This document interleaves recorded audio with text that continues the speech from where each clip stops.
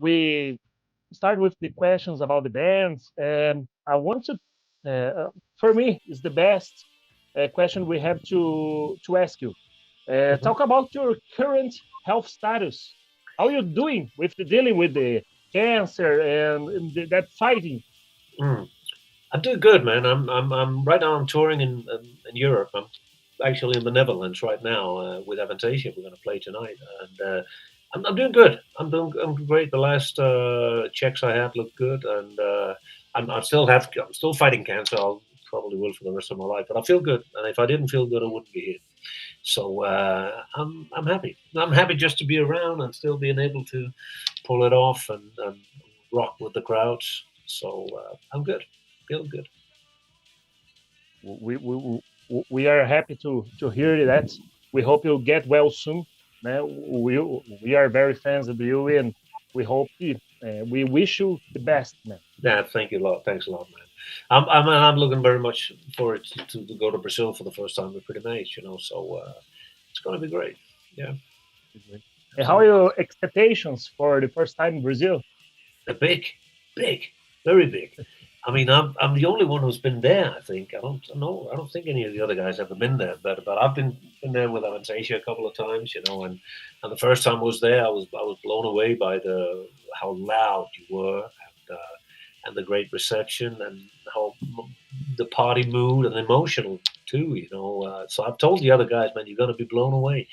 And I think everybody, well, I know that everybody in Pretty Mates is so much looking forward to go there. So I'm excited to see how many fans we have, and I'm excited to see how many people turn up. But I hope it's going to be a lot of people, and we will do our best we can. Yes, in the 80s we have a one LP was released in Brazil was Future World. Hmm. Everybody have the records. Everybody Hmm. loves that record. So I think you bring the old people and the new kind of Yeah, crowd too. right. Yeah. Sure. Yeah. So We'll play stuff from the '80s, and we'll play some stuff from some of the newer stuff as well. Yeah, absolutely. let's start talking about the Avantasia shows.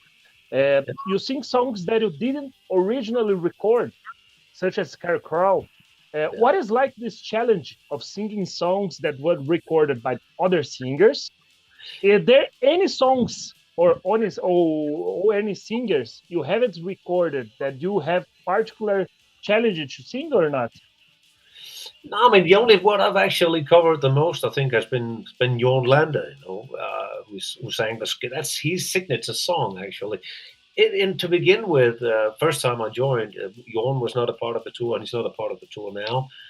It was a challenge singing his stuff. He's a great singer. I mean, he's out of this world good singer. So, and he's also a good friend of mine. But it's always a challenge, to step into somebody else's shoes. But I'm just doing the best I can, and I'm mainly singing songs that he used to sing, like The Scarecrow and Promised Land, stuff like that. So, and I also sing some of my own stuff, of course. So, but it's okay. That's how it is. I mean, everybody in the band does that. I mean, some of the new singers we got now is Kenny Lecromo and Tommy Carvik are also playing songs that other people sang before them, and even Eric Martin is. So we don't have Bob Catley this time, so it's gonna be great. It's a really good lineup. It's a great show. People can look forward to it. Great show. In the in the pre-mades, you sing different vocals and all of the songs. So I think that's not that singing songs for the other vocalist. There's no problem for you. No, I don't know. I mean, I'm basically the stuff is we're doing in imitation is pretty high range. Of course, the songs and Pretty Mates is songs I was part of writing. Of course they're different. I always had this style of singing with a more smooth voice and the more gritty voice. And in Anastasia, it's basically the gritty voice I use. So it's okay. It's all right. And do you think that you work with the Avantasia has introduced you a new generation of fans to your music? Absolutely, I'm pretty sure this because I mean I can see when Pretty Mates play concerts. There's suddenly Avantasia T-shirts out there, which means that it's people that's been introduced to Pretty Mates through my uh, engagement with Avantasia, I guess, and maybe also the other way around. I don't know. Well, I know. I mean, some Pretty Mates fan also started listening to Avantasia. So, but that's a good thing. I mean, it's a win-win situation. But I know there is. So absolutely, yeah, and that's good. Yeah. And all the albums of Avantasia that you recorded, you participated as a character, which ones you identified most or liked most to sing? Of the songs I recorded, I The can say, songs and characters you perform on the album. yeah, but I mean, if I'm going to take my favorite Avantasia song is definitely "Let the Storm Descend Upon You," because it's I think it's a really, really, really great piece of music. One of the best songs. Toby wrote a lot of good songs, but that song has something special. I still enjoy performing it every night. But that was what you meant. That was your question, right? Yes, That's what you asked me, right? Okay. yes. And you were Danish, and another famous Danish was Les Ulrich, the drummer of Yeah, Metallica. Did you have any yeah. contact I heard about him. I heard about him. you have contact with the guys later in the beginning. In what the Danish public opinion about having him success with the Metallica? The people in Denmark have proud of the Lars Ulrich and how he contributed for the heavy metal scene in Denmark. I think definitely everybody in Denmark, all the metal community, and acknowledge the impact he has. He's a smart guy. He's basically taught people on this is the way you do. He's a smart business guy. But he came out at the same time as we did, and we knew him from back in the day. We went to say hi to them and stuff like that when they played in Copenhagen. I won't say I know him closely, but we met back then. And then suddenly they took off and became the biggest rock group in the world. So I think a lot of respect from my side. I think he's fantastic what he's done for the scene. Absolutely. And another legendary singer is a King Diamond too. Yeah. You have the what's your opinion about your work? Yeah, we used to hang back in the day. We also came out approximately at the same time, and I haven't seen King for years now. But I haven't seen him for 30 years or something like that, or 25 years or something. I hope I'm going to see him on the next upcoming tour. He's bass player. I'm using his bass player, Pontus Ekberg, actually. He's playing in my band as well. So yeah, it will be fun to say hi to him again. Absolutely. He also done very well. So and also has been has a big impact on a lot of bands today. So that's good. I'm proud of those guys. Yeah. And the Nights Nine, you did some work with Blind Guardian as a back vocal. Mm. How was that experience? Which songs the band you like most? The time that you sing with the guys, or backing vocals, of course. Well, basically, I was contacted because we pretty much just did an album called Scream with Fleming Rasmussen, the producer. And Blind Guardian was in the same studio, and so Fleming called me one day and asked me if I wanted to sing and do some backing vocals for this band called Blind Guardian. The singer was a big fan of me and Pretty Mates, and I just said, well, I don't mind coming out. We made an agreement, financial agreement, and I just came out and met the guy, and super nice guys. And I met him not so long ago, actually. Still, Hansi is one of the nicest people in the business. And Andre as well. So it was good to see them. I met them last year back in there.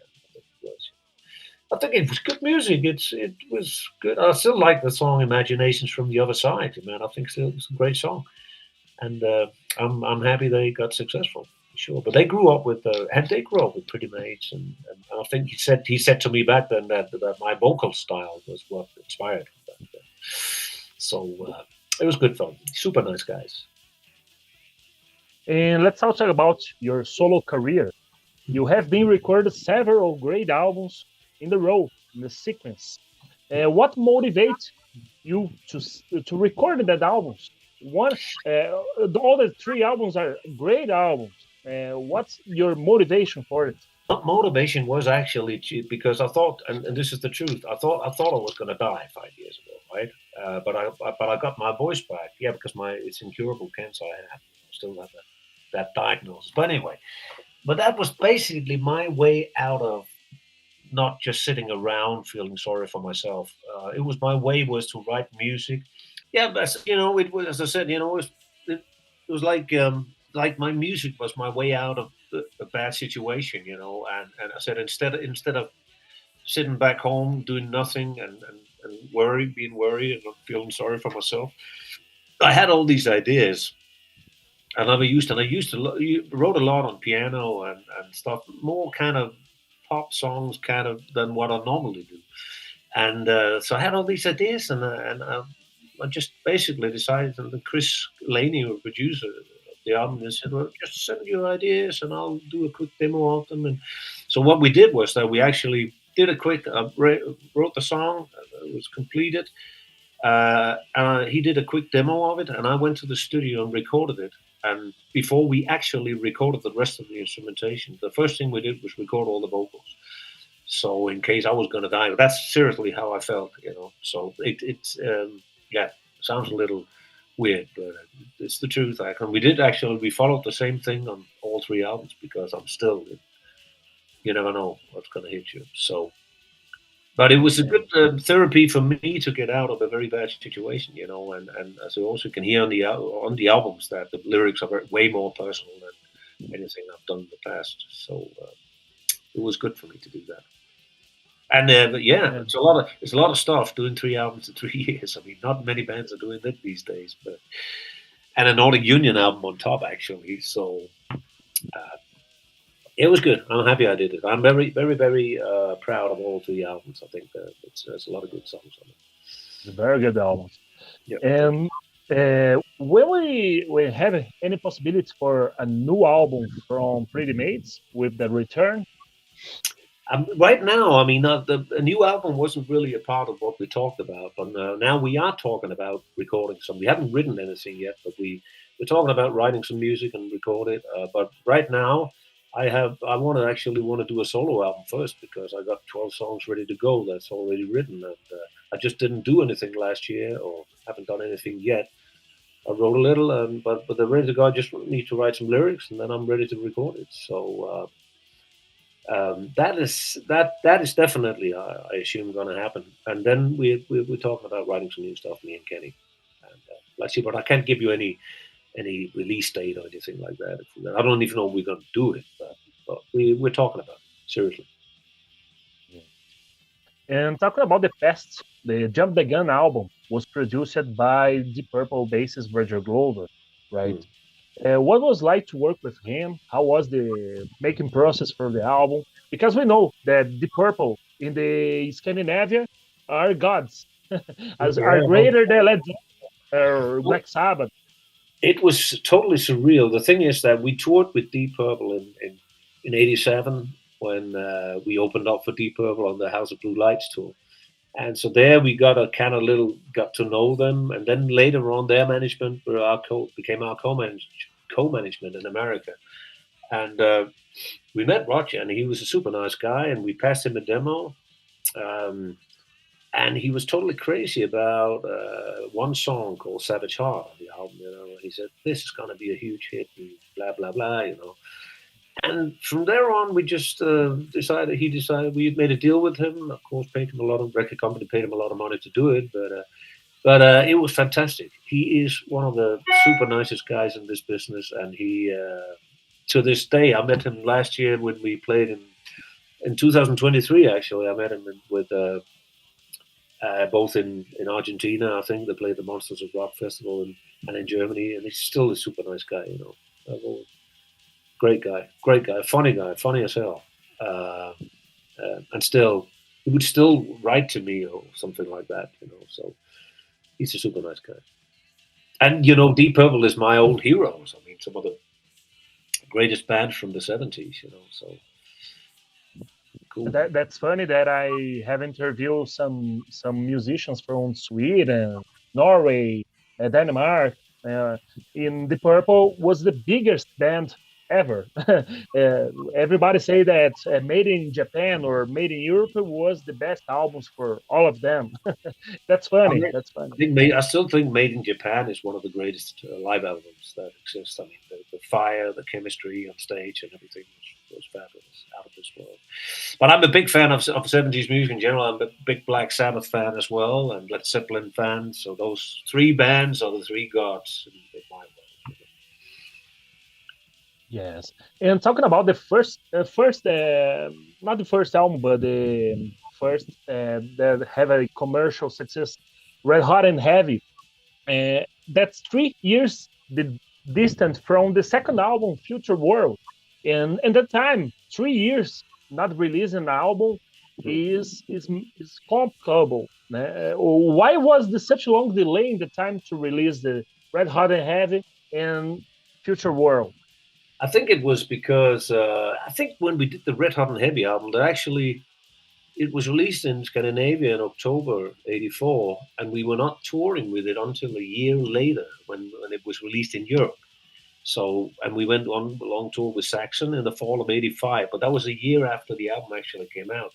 So it was like, so that was 1 year, and then we Red on Heavy became really successful. It was kind of a just artistic breakthrough for us, and so we kind of met the writing wall after that one. We didn't really know what there was big expectations for the next album, and I think that's why it took so long time.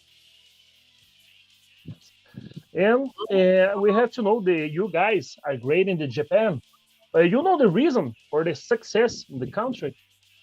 No, ever since Red Hot and Heavy, we had a great following in Japan, and I think a lot of other Scandinavian bands has that. I don't know why. There's a special connection or whatever. I don't know. But we toured there a lot. Played there. I think I've been there 25 times or something. Well, throughout the years, So, and I was there with my solo band last year as well. It was great audience. Got a great following in Japan. It's very very loyal and dedicated. For sure. I don't know why, but I think they like this melodic kind of Scandinavian touch or whatever it is. I don't know. That's what some people told me. But it's good. It's good. Yeah. It's still good to be in Japan. We have run out of time. We just have the 15 minutes. I want to say thank you so much, Ronnie, for the interview. Best wishes for you. And have a great time here in Brazil in the Bangers Open Air. We're looking forward to you. It's going to be great. Looking forward to it, man. Nice talking to you, buddy. Yes. All right. Me too. See you. Bye-bye. See you. Bye-bye.